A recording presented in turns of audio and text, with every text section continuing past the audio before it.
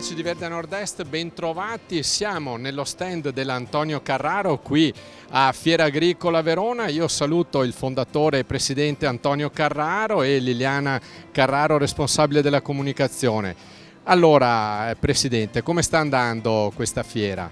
È migliorata molto da quando siamo passati 10 anni fa, non era niente. Poi piano piano si è sviluppata, adesso comincia a essere molto importante, molto bene. Allora, i trattori Carraro famosi anche per essere i fornitori ufficiali, niente po' di meno, di Albano Carrisi, che è anche un vostro testimonial. Sì, questo qua va bene, ma comunque ha 5 trattori nostri e lui lavora bene e molto in relazione con Liliana perché lui gli parla continuamente. Allora, Liliana Carraro, una fiera tra le più importanti assieme a Deima Bologna che sarà nel prossimo autunno, però qui parliamo di verde. Verde perché?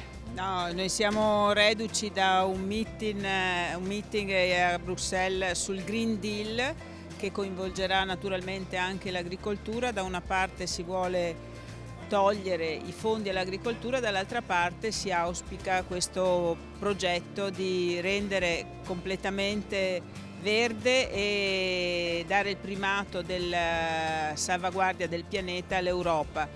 Quindi noi auspichiamo a un grande progetto di rinnovamento del parco macchine italiano proprio per contribuire ai fini del Green Deal.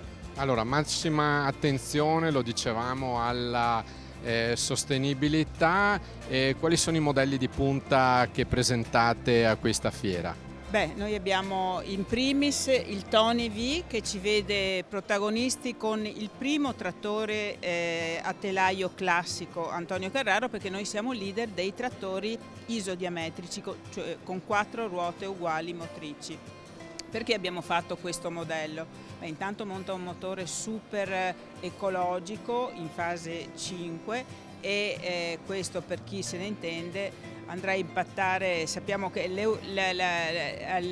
per quanto riguarda le polveri sottili, vorrei dire che l'Europa ha il primato mondiale, le abbiamo battute con questi step dei motori sempre più ecologici del 99%.